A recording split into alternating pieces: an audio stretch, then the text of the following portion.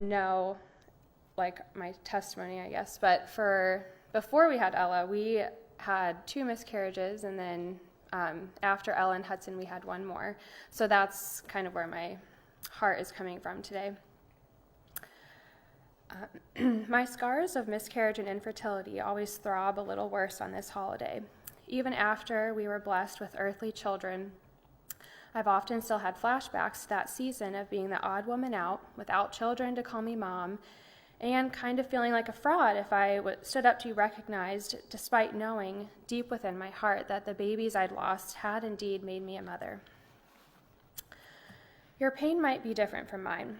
Perhaps you've suffered the death of a grown child, are watching your mother age and having to care for her in ways you never expected.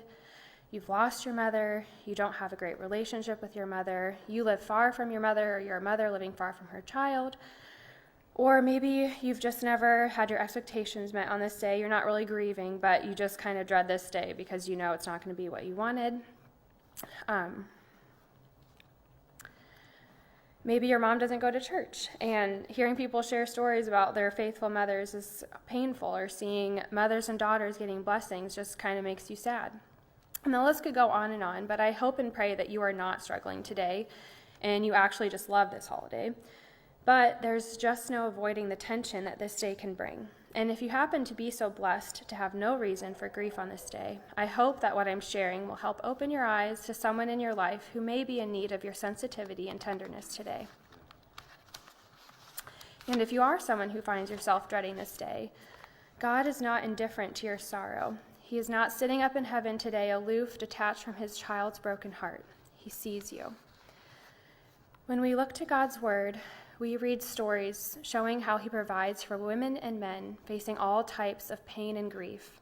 Instead of scolding them for lacking faith or telling them to toughen up, he offers gentle reassurances of his love. He doesn't merely sympathize, he rescues, heals, and restores. No tear falls unnoticed, no story ends in ashes. However your heart may be aching on Mother's Day, let the word be a balm to your soul. I have shared before, but it's worth sharing again, that after our second miscarriage, I was off work for a week because I'd had to have surgery, and we had already endured 1 miscarriage, and I remember while I was pregnant with that second baby, just constantly begging the Lord, please let this baby live. I just can't handle another loss. It will break me, please, because I genuinely didn't think that I could handle it. And then several days before, I was experiencing a lot of anxiety, and Melissa had texted me just a list of scriptures for when you're experiencing anxiety. And Joshua 1:9 and Isaiah 41:13 were both in that list, and they just immediately spoke to my heart, and I felt like the Lord used his word to prepare and strengthen my heart. Joshua 1:9 promised me that he'd be with me whithersoever I go. And in that moment that I read that verse, I imagined myself losing that baby, which I hadn't really let my mind go there yet. I couldn't think about it. But I just felt him say, yes, even there, Jessica, even on the worst day of your life, I will be there holding your hand and helping you. So I had just lost our second baby within 10 months of losing our first and was in the depths of despair, honestly. But my sister had mentioned to me right before we'd found out that we had lost our second baby, that she was taking a religion class. And she was annoyed because the professor it was a requirement that they had to have an actual physical Bible and they couldn't use an app. And I was like, well, I can send you a Bible. And she was like, oh, no, I have a friend that I'm going to borrow one from. And I remember at that point, I just thought to myself, I have to get a Bible and go through it a little bit and highlight it, whatever, and send it to her. And I actually already had one that I had been using myself. And so I went through, I ended up having to have surgery, and I was off work, and I spent the full 5 days that I was off work. It was like a full-time job, underlining, highlighting, decorating the Bible. It was a work of art, I'm not going to lie. It was hard to give away. That I will say, that is not what I wanted to be doing, really. I wanted to just probably be laying around watching TV, feeling a little sorry for myself. But I also felt like the semester, I think it was that first week of the semester, and I thought, if I don't get this to her now, it's going to be weird if it's like halfway through the semester and she's like halfway through her class. So it was like that small window of opportunity. And I remember looking at things like 100 most popular scriptures and marking them all down in her Bible because I figured they'll probably go over those ones.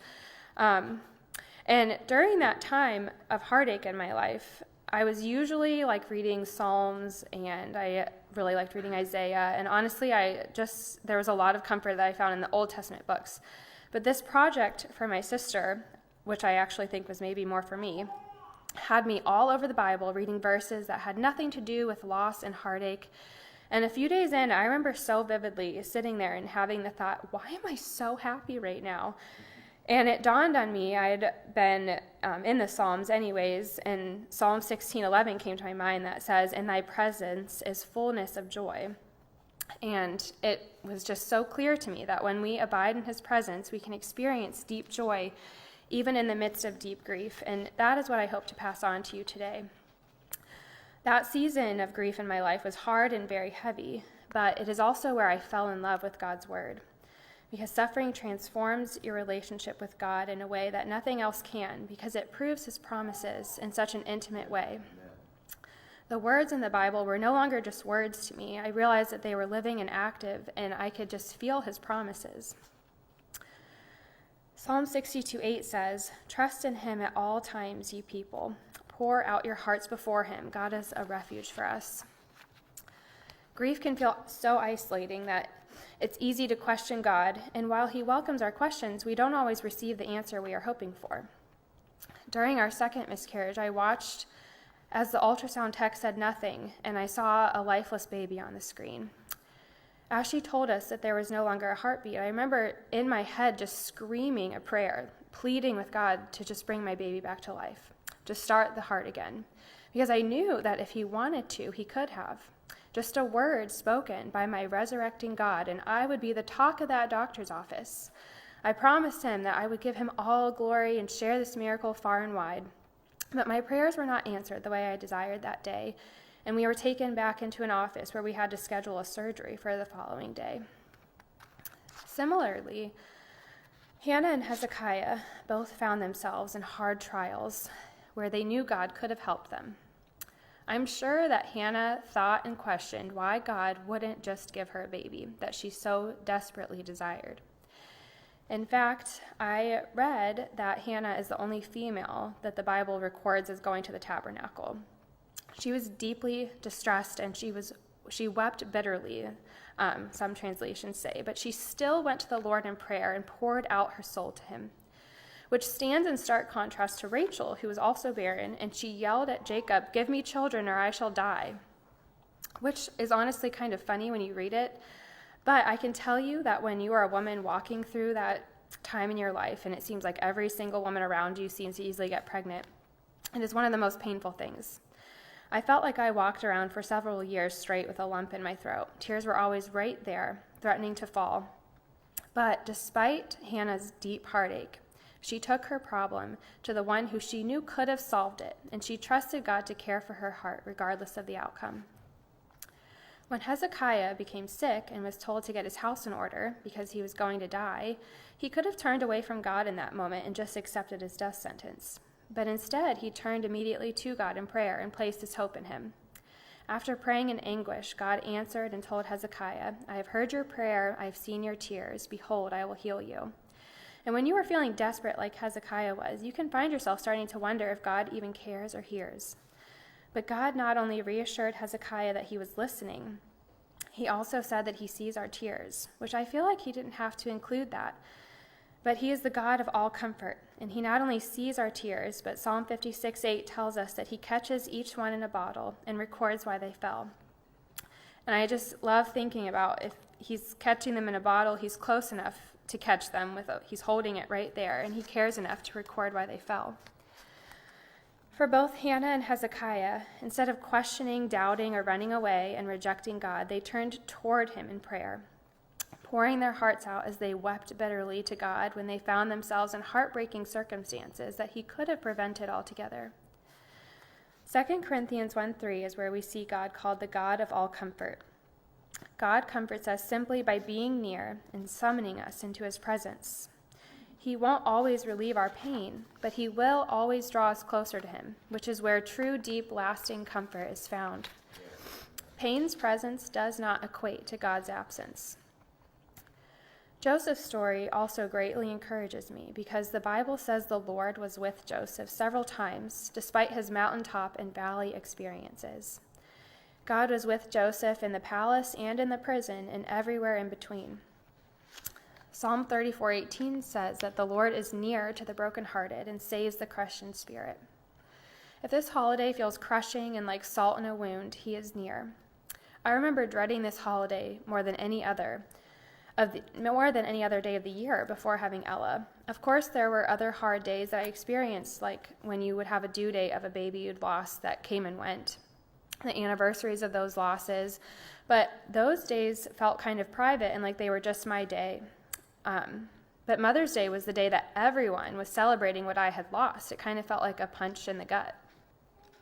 It was unpredictable because you'd never know what someone was going to say or do that could just devastate you, and I feared not being included in celebrations, but I also feared being included in people wondering why, like, what is she doing up there? So if you felt like you were going to sink in despair leading up to this day, he will uphold you. He is close enough to sustain you as each wave comes. Comparing grief to the ocean feels pretty cliche, but I just wanted to address that sometimes the difficulty of this day can blindside you like a tidal wave. Maybe your mother passed years ago, you endured years of infertility, but now you're holding your baby. Maybe this year you just didn't think you'd feel so heavy. Or maybe you're not grieving, but you woke up this morning to just a normal day, no celebration, and you're wondering like where your breakfast in bed is or something. And it's just easy to feel unseen and forgotten. Isaiah 46:3-4 comforts me when I am hit with unexpected grief. It says, "You whom I have upheld since birth and have carried since you were born, even to your old age and gray hairs, I am he. I am he who will sustain you. I have made you, and I will carry you. I will sustain you, and I will rescue you." He will carry you for as long as you need held. It doesn't matter if everyone else is thinking, how is she still sad about that? He is carrying you, and just like Hagar's story reminds us, he is the God who sees. He sees you, and you are not alone. I specifically remember a night only several months after our first miscarriage where I did feel alone and like no one understood, and it was a suffocating feeling. I had a handful of friends that I knew I could call or text any time I was feeling upset, but for some reason, I felt like I'd just been too much lately, and I should just keep to myself. So I sat on my couch all alone because Michael was working late, and feeling like you have no one to talk to, whether it's true or not, is a very overwhelming feeling. I was on the brink of despair, and in my misery, I thought to myself, I have no one to talk to. And just as quickly as I had that thought, I felt the Lord gently rebuke me, and I felt him impress on my mind, you have me. And I immediately began to cry as I was reminded of the friend I have in Jesus. So just like Hannah poured her heart out to the Lord, I poured my heart out to the Lord that night. Sometimes we just need to be reminded who our truest friend is. Go to him today and take time to get in your prayer closet and talk to the Lord. Release the burdens you are carrying to him. He will carry you. I hope that you feel God's compassion and mercy today if you are struggling. Lamentations 3:22-23 promises us it is of the Lord's mercies that we are not consumed, because his compassions fail not. They are new every morning. Great is thy faithfulness. John Piper once said, there is fresh mercy from God for each day's appointed pain. Today's mercies are not designed to carry tomorrow's burdens. There will be mercies tomorrow for that. Today's mercies are for today's burdens. Just like manna was given to the Israelites each day, God gives us mercy for today only. Today's mercies include faith that tomorrow's unseen mercies will be sufficient for tomorrow. We don't have to worry. They are tailor-made to carry today's troubles, and each day's troubles are enough and sufficient because God determines their limit. There is a limit to our troubles, but there is no limit to his mercy. One of my favorite hymns is Come Thou Fount, and I especially love the verse that says, Come Thou Fount of every blessing, tune my heart to sing thy grace. Streams of mercy, never ceasing, call for songs of loudest praise. If today is not hard for you, God can use you to be a stream of mercy in someone's life today. We all know someone who's struggling, and I've tried to compile a list, and I'm sure I left a category out, but a bereaved mother, a bereaved daughter or son, a barren woman who desperately wants a child, a single woman who desperately wants to be married and to start a family, a woman who always wanted to have children, but just the timing never worked out, an adoptive mom, an adopted child, a stepmother, a single mom, a mother who didn't choose life and now regrets it, an exhausted mom who doesn't feel seen or celebrated today, an estranged mother or child, a child caring for his or her elderly mother, an empty nester whose children live far away. And like I said, there's probably more. Just if anyone on that list comes to mind to you today, ask God how you can be a stream of mercy for them. It could simply be a call or text saying something like, hey, I know today is hard for you since losing your mom, and I just want you to know I remember and I am praying you feel God's love surrounding you today. Or buy a Mother's Day card or a mug or a flower for a mom who's lost a baby, or for a young mom, send her a coffee gift card. I've seen cards that acknowledge how Mother's Day can be hard. So just go find one and send it to a friend, or pick out a book or a devotional and that seems fitting for someone. And there's just so many ways that you can offer encouragement and validation to someone on this day. And it can just be a text. You don't have to go spend money or anything. Streams of mercy may seem small to you, but they mean everything to a hurting woman today. Being remembered on a hard day is a gift in itself. I have too many to count, but wanted to name a few. One is the first Mother's Day after our first miscarriage. Sister Mary Story gave me a journal and just said it was for my first Mother's Day. And that just meant a lot to me, and I still have it. And then a friend from Texas who I'd only met once or twice at a meeting randomly sent me a mom coffee mug. And those are people doing those things. And I also wanted to share, sometimes the Lord will just do it for you himself. He doesn't need to use people to give you gifts or whatever.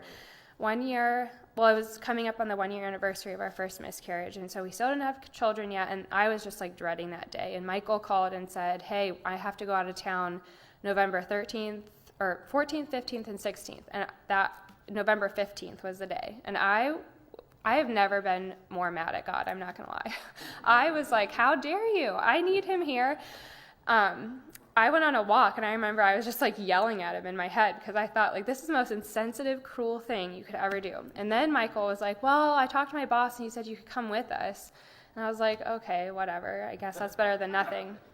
So I was just bitter the whole time. And we ended up going somewhere in, I can't remember, Indiana.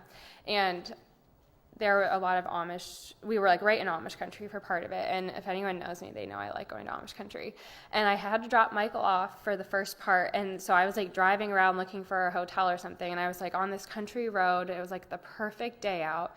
And I remember just feeling silly, okay, God, you knew exactly what I needed. And I've been yelling at you for the past few weeks. So anyways, there's many more streams of mercy from so many people and from the Lord, but I just wanted to name a few. So whether this day is hard for you, joyful for you, or somewhere in between, I just want to leave you all with the hope of heaven.